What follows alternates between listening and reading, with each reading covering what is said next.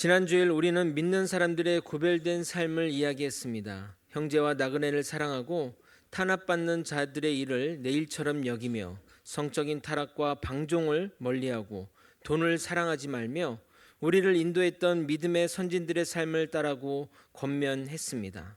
그 가운데 우리가 잊지 말아야 할 것은 어제나 오늘이나 내일이나 주님은 언제나 동일하시다는 것입니다.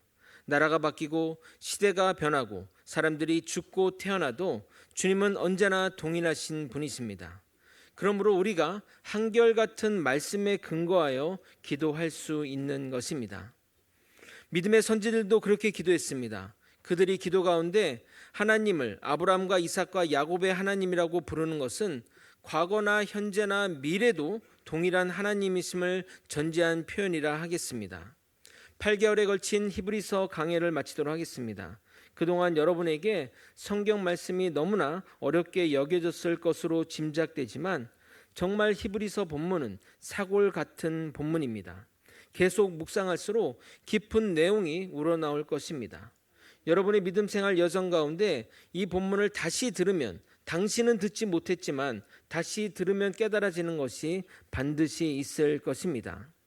오늘 본문은 고난 가운데 신앙생활을 어떻게 지키며 살아가야 할지 대한 이야기가 다뤄질 것입니다. 그런데 서신서를 마무리하는 부분이다 보니 히브리서 저자가 전하고 싶은 메시지가 많은가 봅니다. 그래서 본문의 핵심 내용이 서두에 나오고 이어서 격가지 이야기가 나와 주제 전달에 아쉬운 면이 있어서 저는 본문을 재구성하여 뒷부분을 먼저 다루고 첫 부분을 나중에 다루도록 하겠습니다. 히브리서 저자가 서신을 마무리하면서 가장 전하고 싶은 메시지가 무엇인지를 살펴보면서 우리 또한 말씀을 실천하는 삶을 살아가도록 예수 그리스도 이름으로 소망합니다.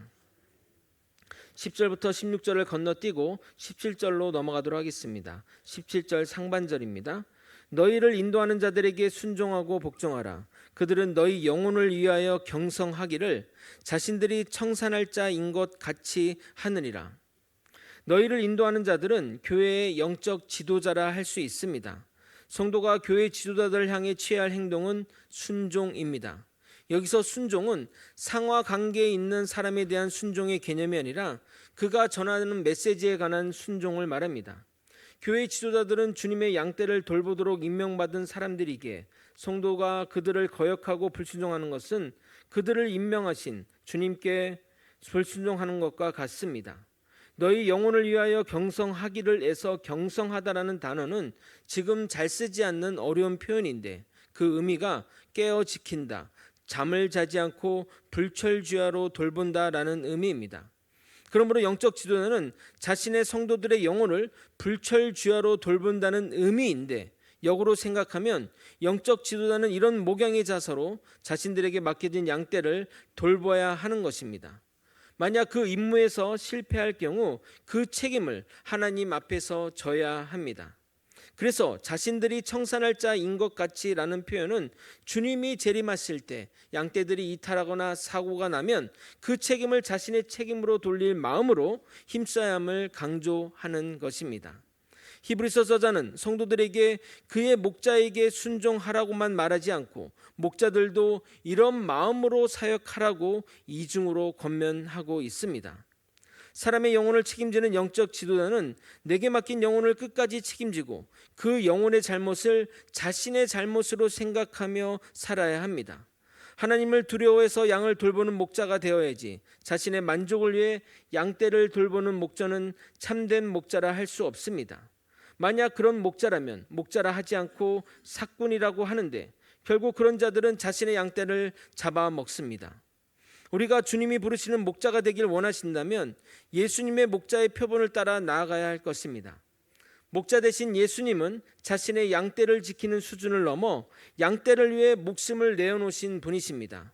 요한복음 10장 11절은 이렇게 말합니다. 나는 선한 목자라. 선한 목자는 양들을 위하여 목숨을 버리거니와. 이 세상에는 양들을 노리는 대적들이 많기에 영적 지도자들은 그들이 맡은 양떼를 보호하는 데 최선을 다해야 합니다. 양떼를 위해 목숨을 내어줄 마음의 자세를 가진 자만이 영적 지도자의 자격이 있는 것입니다. 더불어 성도들이 영적 지도자에게 순종하고 복종해야 하는 이유는 지도자들이 성도들 영혼을 지키는 일을 기쁨으로 하게 하기 위해서입니다. 17절 하반절을 여러분이 한번 읽어보도록 하겠습니다. 함께 읽겠습니다. 시작. 그들로 하여금 즐거움으로 이것을 하게 하고 근심으로 하게 하지 말라. 그렇지 않으면 너희에게 유익이 없느니라. 칭찬은 고래도 춤추게 한다고 합니다. 그러니 여러분의 목회자를 잘한다고 감사하며 좋다 칭찬하면 목회자는 더욱 열심히 사역하게 될 것입니다. 반면에 여러분이 목회자를 놓고 뒤에서 험담하거나 욕을 하면 목회자도 여러분과 같은 성정의 사람인지라 마음이 힘들고 여러 가지 어려움을 발생하게 됩니다. 여러분의 불순종으로 발생하는 탄식과 한숨은 결국 양떼에게 유익함을 주지 못합니다. 생각해 보십시오. 지도자가 탄식하며 한숨 짓는 마음으로 사역하는데 양떼에게 좋은 영향력을 미칠 수 있겠습니까? 여러분과 목회자는 주의 품 안에서 맺어진 한 형제입니다. 믿으십니까? 이어서 서자는 이 편지의 수신자들에게 부탁을 하게 됩니다. 이런 부탁은 다른 서신서에도 종종 나오는 부탁의 하나라 하겠습니다. 18절을 읽겠습니다. 우리를 위하여 기도하라. 우리가 모든 일에 선하게 행하려 함으로 우리에게 선한 양심이 있는 줄을 확신하노니. 이 일은 하나님의 사역을 우리가 선하게 하려고 했으니 계속 그렇게 할 수 있도록 우리를 위해 기도해 달라는 말입니다. 저 또한 정말 성도님들에게 그런 부탁을 드리고 싶습니다. 저를 위해 기도해 주시기 부탁드립니다. 그런데 저를 위해 기도해 달라는 말은 목회자 개인의 영광이나 출세를 관해 기도해 달라는 것이 아닙니다. 목회자가 끝까지 사역의 길을 성실히 감당할 수 있도록 더욱 성령 충만해지도록 성령님의 지혜가 넘치도록 기도해 달라는 것입니다. 그리고 그런 기도는 목회자만을 위한 것이 아니라 성도의 신앙 성장과 깊은 관련이 있습니다. 돌이켜보면 목회자 가운데 믿음의 길에서 떨어지거나 잘못된 길로 간 분들이 참 많았습니다. 그로 인해 그를 목자로 삼은 성도들도 믿음에서 함께 추락하였습니다. 이 타락한 세상에서 목회자 혼자만의 의지로 변질되지 않고 나아가는 것은 결코 쉬운 일이 아닙니다. 그래서 성도님들이 함께 기도하며 주님이 목회자를 바른 길로 인도해 달라고 기도하는 것은 너무나 중요한 일입니다. 제가 영적으로 충만하면 누가 가장 덕을 보겠습니까? 결국 우리 성도님들이 가장 덕을 보게 될 것입니다. 저 또한 성도님들의 영적 성장과 일상의 삶에서 문제 해결을 위해 기도할 것이며 여러분도 저의 영적 성장과 변함없는 목회자의 사명 흔들리지 않고 붙들고 가라고 기도해 주시기 부탁드립니다. 히브리서자는 서신서를 마무리하며 축도를 합니다. 20절 21절을 읽어드리도록 하겠습니다. 양들의 큰 목자이신 우리 주 예수를 영원한 언약의 피로 죽은 자 가운데서 이끌어내신 평강의 하나님이 모든 선한 일에 너희를 온전하게 하사 자기 뜻을 행하게 하시고 그 앞에 즐거운 것을 예수 그리스도로 말미암아 우리 가운데서 이루시기를 원하노라. 영광이 그에게 세세 무궁토록 있을지어다. 아멘. 목사가 되면 주어지는 권한 중에 축도권이 있습니다. 매 설교를 마무리하며 이제는 우리 구주 예수 그리스도의 은혜와 라고 시작하는 축도를 말하는 겁니다. 전도자 시절 저 축도가 얼마나 하고 싶었는지 목사가 되고 싶은 첫 번째 이유가 바로 축도권이었습니다. 주님의 이름으로 누군가를 축복하는 것은 정말 행복한 일입니다. 목회자가 되고 나서 좋은 것 중 하나가 성도가 정말 잘 되는 것이 나의 기쁨이라는 겁니다. 한국 속담에 사촌이 땅을 사면 배 아프다고 하는데 목회자는 전혀 그렇지 않습니다. 성도들이 잘 되면 정말 좋습니다. 가능하면 대박으로 잘 되었으면 좋겠습니다. 더불어 병도 일찍 낫고 어려운 문제도 해결되고 그래서 교회 생활이 즐겁기를 바라는 것이 정말 목회자의 마음입니다. 사랑하는 거제 소망교회 성도 여러분, 주님이 주시는 넘치는 복으로 여러분을 진심으로 축복합니다. 아멘. 저자의 축복 가운데 중요한 신학적 내용이 있어 잠시 살펴보고 넘어가도록 하겠습니다. 20절에 영원한 언약의 피라는 문장은 매우 많은 내용이 담긴 표현입니다. 하나님과 인간 사이의 언약을 피로 세우셨는데 그 효능이 영원하다는 말입니다. 예수의 십자가 피로 하나님과 인간 사이에 새로운 관계가 맺어졌고 그로 인하여 인간과 하나님이 화목하게 되었는데 그 언약은 영원합니다. 언약의 대상자는 하나님과 인간인데 그 언약을 이끄시는 분이 예수님이시기에 우리는 예수님을 중보자 예수님이라 부르는 것이고, 예수님이 없으면 우리와 하나님과의 화목이 이루어지지 않게 반드시 예수님이 흘리신 그 보혈의 피가 영원히 계셔야 하는 것입니다. 그래서 2주 전 살펴본 말씀인 천상의 교회에 예수님의 보혈의 피가 항시 있었던 것입니다. 이 많은 내용이 영원한 언약의 피, 이 세 단어에 담겨 있는 것입니다. 21절에도 중요한 내용이 담겨 있습니다. 하나님은 우리를 선한 일에 쓰시기 위해 온전하게 하시는 분이십니다. 그러기 위해서 시험과 징계를 허락함으로 이끌어 가시기도 합니다. 훈련이 없이는 군사가 되지 않듯이 우리에게 적절한 훈련과 기회를 주시고, 우리가 잘못하면 징계를 내림으로써 우리 안에 있는 악한 것들을 제거해 주십니다. 그로 인해 우리를 통해 이루고자 하시는 일은 하나님의 뜻을 이루게 하시려는 것입니다. 또한 예수님의 구속사역을 통해 성도들이 하나님을 기쁘시게 하는 일들을 성도 안에서 행하시길 소원하십니다. 그러므로 하나님이 원하신 것은 우리가 하나님의 뜻을 행하고 우리 안에서 하나님이 기뻐하시는 일을 행하는 것입니다. 하나님은 우리와 계속해서 무엇인가를 함께 하려고 하십니다. 그 이유는 주님의 기쁨에 우리를 동참시키기 위해서입니다. 제가 성도 때 선교의 일로 또는 회사 일로 해외에 나갈 일이 참 많았습니다. 그러면 풍광 좋은 곳을 가거나 또는 맛집에 가면 그렇게 가족 생각이 많이 났습니다. 이것을 아내와 하면 좋겠는데, 아이들과 함께 먹으러 오면 좋겠는데 생각을 참 많이 했습니다. 하나님의 마음도 동일하십니다. 성도의 삶의 속에서 하나님이 이루신 일을 나타내시기를 원하십니다. 그러므로 우리는 내가 주를 위해 무엇을 하겠다고 기도할 것이 아니라 그분이 내 안에서 당신의 뜻을 행하도록 구해야 할 것입니다. 하나님이 원하시는 일은 내 안에 사실 수 있도록 자신을 온전히 내어놓고 주님을 주인 삼아 살아갈 때 주의 일이 나를 통해 역사하게 될 것입니다. 22절부터 24절은 저자의 마지막 당부의 말이라 하겠습니다. 먼저 22절 읽겠습니다. 형제들아, 내가 너희를 권하노니 권면의 말을 용납하라. 내가 간단히 너희에게 썼느니라. 이 내용은 형제들아, 내가 짧게 편지를 쓰지만 이 안에 담긴 권면의 말을 명심하여 살아가길 바란다라는 의미인 것입니다. 그리고 이어서 23절에 디모데의 이야기가 나옵니다.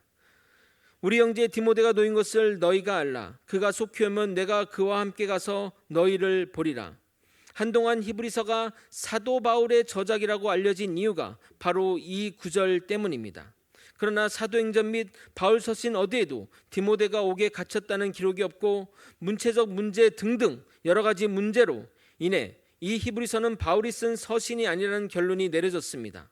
아마도 사도 바울 사후에 디모데가 옥에 갇혔던 것으로 추정합니다.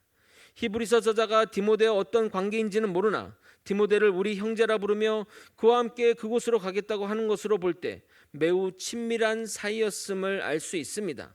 그래서 히브리서 저자를 디도나 실라로 보기도 합니다. 24절 25절은 문안 형식으로 편지를 마무리하고 있는데 전형적인 서신서의 형식을 취하고 있습니다. 24절 25절을 여러분이 한번 읽어보도록 하겠습니다. 함께 읽겠습니다. 시작. 너희를 인도하는 자들과 및 모든 성도들에게 문안하라. 이달리아에서 온 자들도 너희에게 문안하느니라. 은혜가 너희 모든 사람에게 있을지어다. 아멘. 이제 다시 처음으로 돌아와 핵심 주제를 다루도록 하겠습니다. 10절과 12절은 배경을 알아야 제대로 된 해석이 가능한 본문입니다. 설명에 앞서 먼저 10절과 11절을 읽겠습니다. 우리에게 제단이 있는데 장막에서 섬기는 자들은 그 제단에서 먹을 고난이 없나니, 이는 죄를 위한 짐승의 피는 대제사장이 가지고 성소에 들어가고 그 육체는 영문 밖에서 불사름이라. 이 내용은 대속죄일에 관한 이야기입니다. 일반 제사의 제물은 제사장이 취할 수 있으나 대속죄일 제사는 아무도 먹을 수 없습니다. 왜냐하면 대속죄일은 이스라엘 모든 백성의 죄를 대속하는 것이기 때문입니다.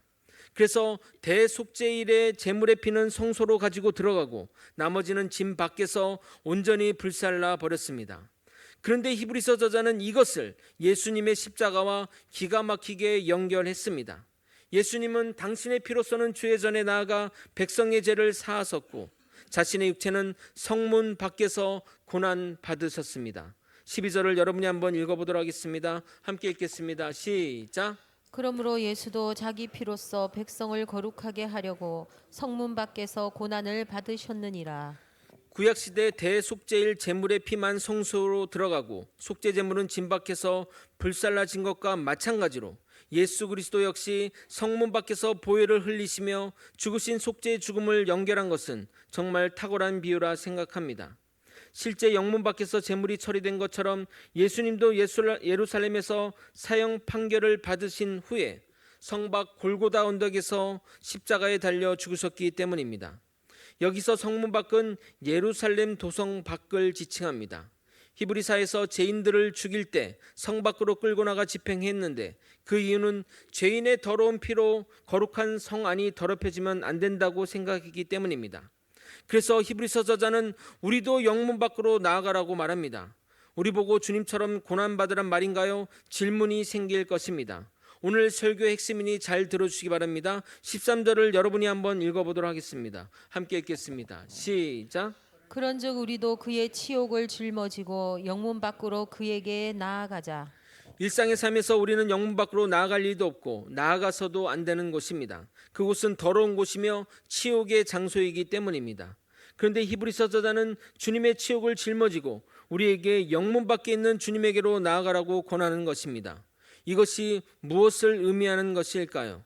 당시 이 서신을 받는 성도들의 상황과 접목하여 해석해 보겠습니다. 유대인들이 유대주의로부터 완전히 단절하며 그리스도교로 나아가는 것은 대단한 용기가 필요한 일이었습니다. 유대교에서 나아가는 즉시 모든 인간적 관계와 사회적 관계가 단절되고 기존 공동체에서 누리던 모든 것이 다 사라지기 때문입니다. 여러분도 경험하셨을지 모르지만 물리적 단절보다는 사회적 단절, 관계의 단절이 더 무서운 일입니다. 그래서 성도들이 주님을 따라 영문 밖으로 나아가는 것은 결코 쉬운 일이 아니었습니다.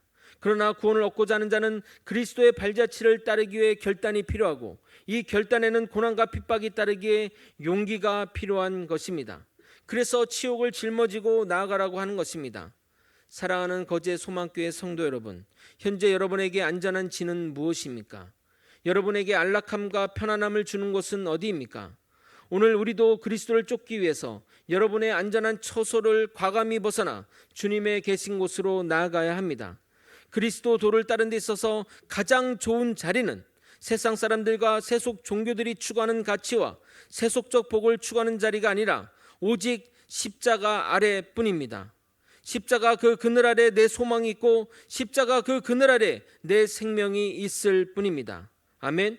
우리 모두 주님을 따라 영문 밖으로 나아가길 소망합니다. 히브리서저는 우리가 영문 밖으로 나아갈 이유로 이 세상이 영원한 곳이 아닌 우리가 잠시 머물다가는 순례길에 불과함을 말하고 있습니다. 14절을 읽어보겠습니다. 우리가 여기에는 영구한 도성이 없으므로 장차 올 것을 찾나니 새하늘과 새 땅의 영적 거주민인 성도는 장차 사라져버릴 이 세상과 세속적 가치관에 속하지 않고 예수와 함께 영문 밖으로 나간 자들입니다. 따라서 우리는 땅 아래 것에 집착하지 말고 위에 있는 것들을 사모해야 합니다. 이것이 전제될 때 비로소 그리스도인으로서의 이 땅에서의 거룩하고 경건한 삶이 가능하게 되는 것입니다. 그러므로 만약 이 지상의 것에 삶에 매여 얽매여 장차 올 세상을 찾는 일에 무관심하다면 그는 진정한 성도가 아닙니다. 장차 올 것에 대한 소망을 기대하는 그곳이 지금보다 더 나은 본향임을 믿기 때문에 더욱 우리는 이 길로 나아갈 수 있는 것입니다. 장차 우리에게 주어질 것을 생각하며 살아가는 자들은 이 세상에서 남다른 삶을 살아야 합니다. 그럼 믿는 자로서 남들과 다른 삶은 무엇일까요? 히브리서 저자는 우리에게 두 가지를 제시하고 있습니다. 바로 하나님께 찬양하며 삶에서 선행을 베푸는 것입니다. 15절 16절을 여러분이 한번 읽어보도록 하겠습니다. 함께 읽겠습니다. 시작. 그러므로 우리는 예수로 말미암아 항상 찬송의 제사를 하나님께 드리자. 이는 그 이름을 증언하는 입술의 열매니라. 오직 선을 행함과 서로 나누어 주기를 잊지 말라. 하나님은 이 같은 제사를 기뻐하시느니라. 아멘. 아멘.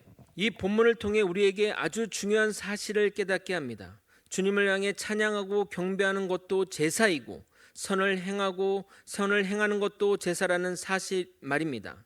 즉 우리가 입술로 주님을 찬양하고 경배하고 주님 때문에 우리가 이렇게 살아감을 감사하는 것이 예배이며, 선을 행하며 가진 것을 나눠주는 행위가 삶의 예배인 것입니다. 그러므로 교회당 안에서 드리는 것만 예배가 아니라 삶에서 드리는 예배도 동일한 예배라는 사실을 잊어서는 안 됩니다.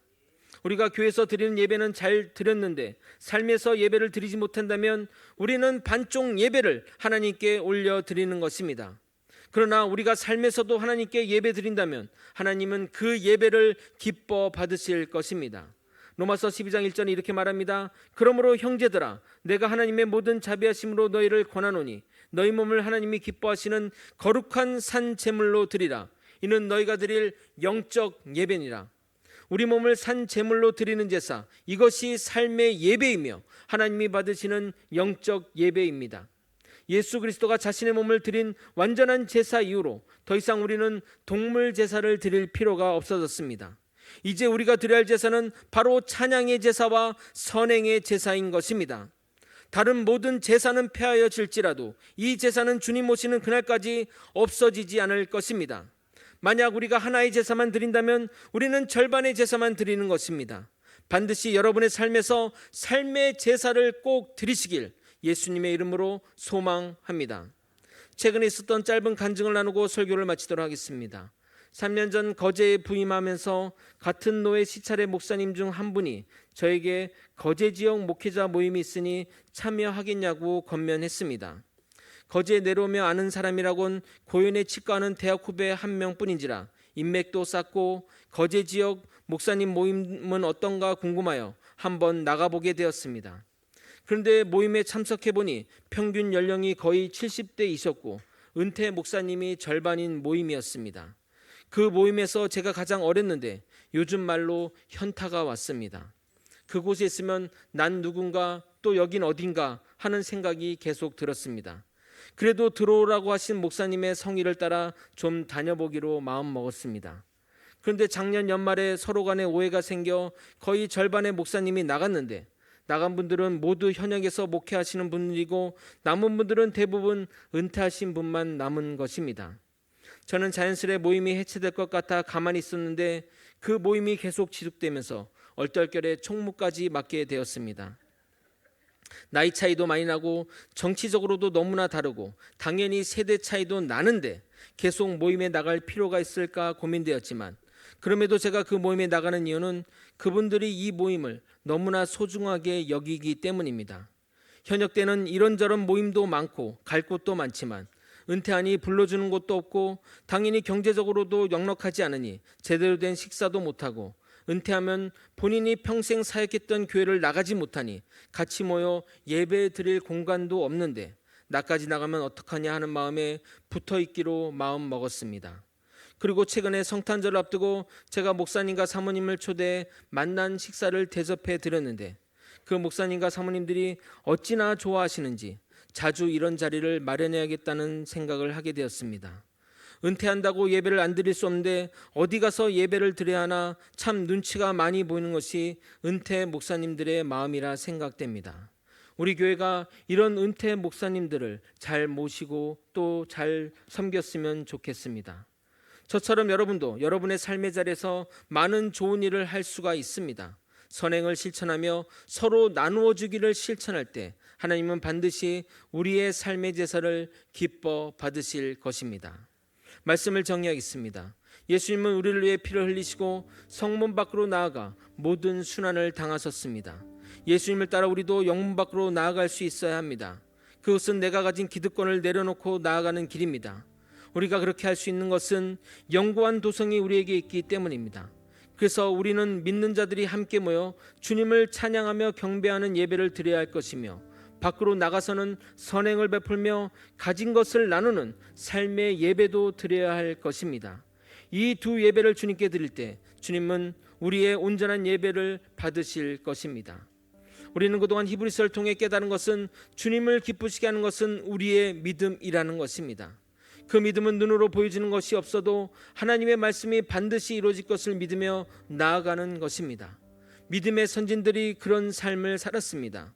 우리 또한 눈으로 확인되고 확증되는 것이 없다 할지라도 말씀에 의지하여 주님을 따라가는 삶을 살아야 하며 그 믿음으로 우리는 주님을 기쁘시게 하는 자가 되어야 할 것입니다. 그럴 때 하나님은 우리에게 하신 약속이 반드시 이루어질 것입니다. 히브리서 11장 16절입니다. 그들은 이제는 더 나은 본향을 사모하니 곧 하늘에 있는 것이라. 이러므로 하나님이 그들의 하나님이라 일컬음 받으심을 부끄러워하지 아니하시고 그들을 위하여 한 성을 예비하셨느니라. 우리는 우리를 자녀로 받으신 하나님이 계시고 하나님이 하늘의 영원한 도성 안에 우리를 위한 한 성을 준비해 놓으셨습니다. 이 사실을 굳건히 믿고 주님 만나는 그날까지 한 채의 옷전도 남기지 않으며 주의 영광을 위해 살아가는 저와 여러분이 되시길 예수 그리스도 이름으로 축원드립니다. 아멘. 함께 찬양하고 기도에 들어 나가도록 하겠습니다. 내 손을 주께 높이 듭니다. 내 손을 주께 높이 듭니다. 내 찬양 받으실 주님, 내 마음을 주께 활짝 엽니다. 내 찬양 내 손을 주께 높이 듭니다. 내 손을 주께 높이 듭니다.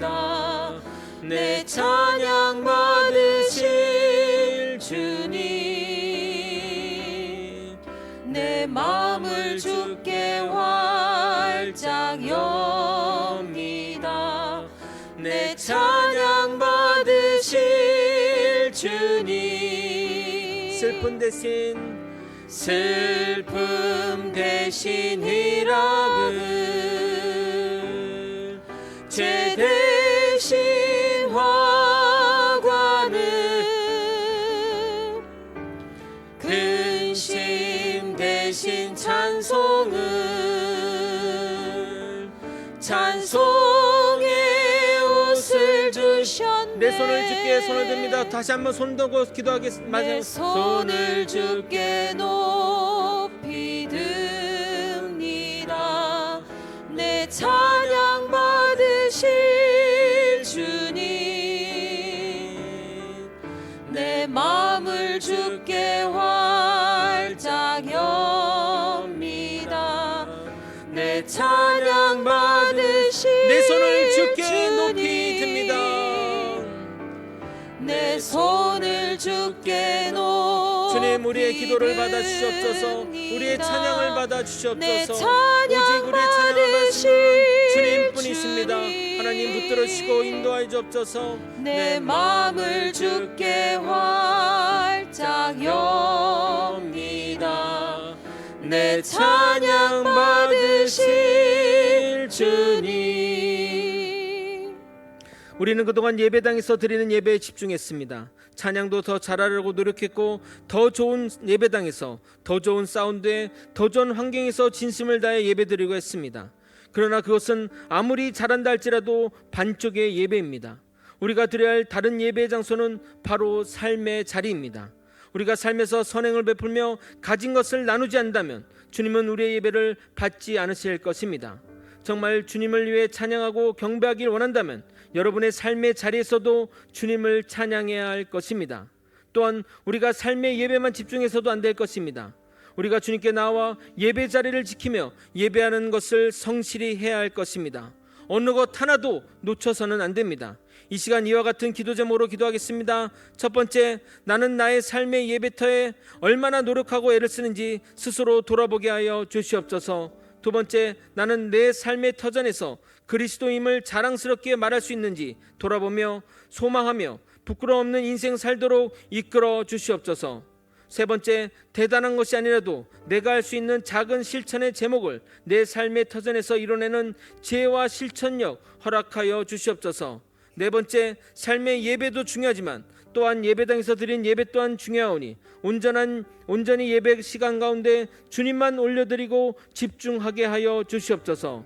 마지막으로 이 예배 온마음 다해 정성 다해 예배드리게 하시옵소서. 다 같이 이런 제목으로 주님의 이름 부르시고 통성으로 기도하시겠습니다. 주여, 하나님 아버지, 나는 주님을 예배하고 찬양하고 경배하기 원합니다. 아버지, 나는 이 찬양과 경배를 내 삶의 자리에서도 아버지 행하기 원하니 주님 붙들어 주시고 인도하여 주옵소서. 아버지, 선행을 베풀며 아버지 가진 것을 나누며 하나님께 축복의 것들을 나누는 아버지 우리가 되게 도와주시옵소서. 아버지, 나는 그리스도임을 내 삶의 자리에서 자랑스럽게 드러내며 하나님께 영광 돌리는 자가 되게 도와주옵소서. 또한 우리에게 허락된 이 예배를 정말 소중히 여기기 원합니다. 하나님께 찬양하고 이 시간들이 너무나 우리 귀하게 여기고 살아가게 도와주옵소서. 언제나 우리의 주의 영광을 위해 살아가게 도와주시고 아버지, 우리가 주의 영광을 위해 살아갈 때 하나님이 영광 받으신 것을 깨닫게 도와주시며 하나님과 나는 하나의 한 몸이며 하나님께 영광 돌리는 것이 내 삶의 목적임을 깨달으며 살아가게 도와주시옵소서. 아버지, 오늘도 하나님의 은혜 가운데 살아가길 소망합니다.